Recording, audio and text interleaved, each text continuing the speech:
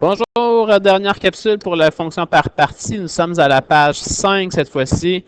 Faites pas erreur, là, vous avez exactement la même graphique à la page 4, mais je suis bien rendu à la page 5. Et on vous demande de donner vos réponses. Pas de calcul requis cette fois, donc répondre à l'œil en observant le graphique ci haut. Donc, c'est le même contexte, même graphique que tantôt. Je vous pose la question suivante. Simplement, c'est marqué F4. Alors, quand c'est marqué F4, normalement, qu'est-ce qui est écrit entre parenthèses ici? On a vu dans les pages précédentes, c'est marqué f de x. Hein?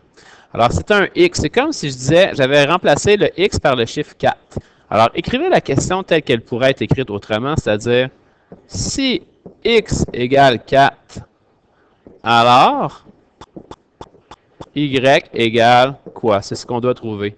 Alors, lorsque le x vaut 4, il est ici, que vaut le y? Il vaut moins 2. Simplement, on fait une réponse à l'œil. On fait un deuxième numéro ensemble. Alors ici, qu'est-ce qui est écrit entre parenthèses d'habitude?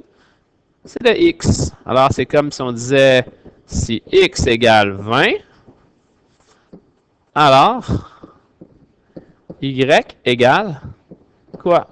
On va aller consulter le graphique. Lorsque x vaut 20, le y, il vaut moins 4. Une dernière fois. Cette fois-ci, si le x vaut 9, alors y vaut quoi? Alors, si le x vaut 9, y vaut 1. Simplement. Deuxième façon de poser des questions. Alors ici, lorsque f de x est égal à moins 2, je vous ai dit auparavant que f de x, c'est la même chose, c'est synonyme ou c'est égal à y. Hein? On peut écrire un ou l'autre et ça veut dire la même chose.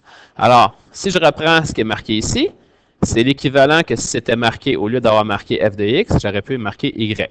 Alors, écrivez la phrase.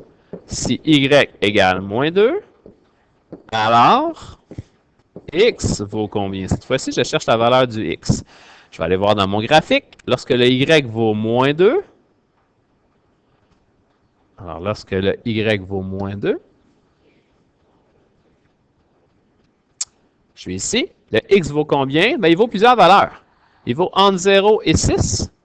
Et il y a aussi une autre valeur ici, plus loin, qu'on va estimer environ à 17, quelque chose. On peut peut-être le mettre à 18 là, pour le bien des choses, là, pour éviter la confusion. Alors 0,6 et on va dire 18 aussi.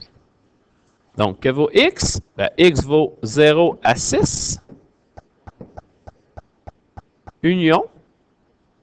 Et on va écrire le chiffre 18 entre accolades. Dernière question. Lorsque f de x est égal à 2, je vous rappelle, f de x est la même chose que y. Alors, c'est comme si je vous avais demandé si le y est égal à 2, x est égal à quoi? Alors, allons voir. Lorsque le y vaut 2,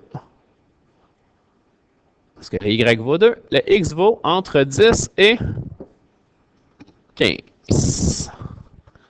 Alors, 10, 15, le plus petit, le plus grand, crochet, crochet. Et voilà, c'est tout. Je vous remercie. Je vous souhaite une bonne fin de journée et je vous souhaite du succès dans vos maths.